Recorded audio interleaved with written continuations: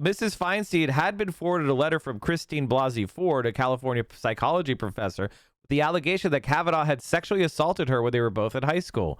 Mrs. Feinstein, who argued that she was obligated to respect Ford's request for confidentiality, did not refer the matter to the FBI until the existence of the letter was leaked to the news media shortly before Kavanaugh's confirmation vote was to take place. Ford then came forward in a Washington Post article and testified before the Judiciary Committee, as did Kavanaugh, who furiously disputed her accusations before he was ultimately confirmed on an almost entirely party line vote. Conservatives charged that Mrs. Feinstein had made an 11th hour attempt to ambush Kavanaugh.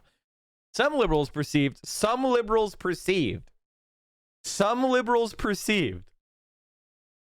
Feinstein as insufficiently tough during the confirmation proceedings of Amy Coney Barrett, which was 8 days before the election. Now, I want to remind you, chat, that at the death of Antonin Scalia, was 336 days before the 2016 election.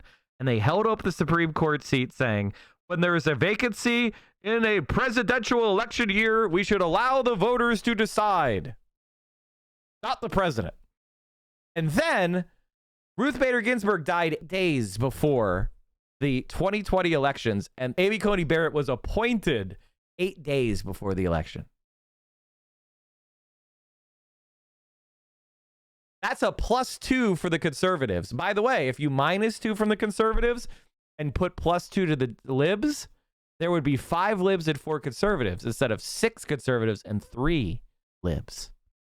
Their ruthlessness and the Democrats' fecklessness is exactly why Roe v. Wade has been overturned. The point is that Democrats like Dianne Feinstein are basically why the Republicans control the House right now, because of gerrymandering. Who upheld gerrymandering in a 5-4 decision? These conservatives on the Supreme Court. Citizens United, 5-4 decision, conservatives on the Supreme Court.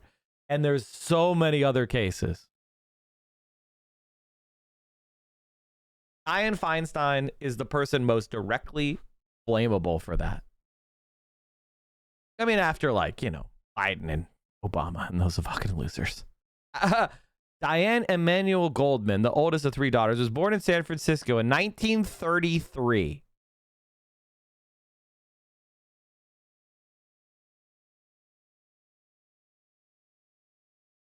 Bro,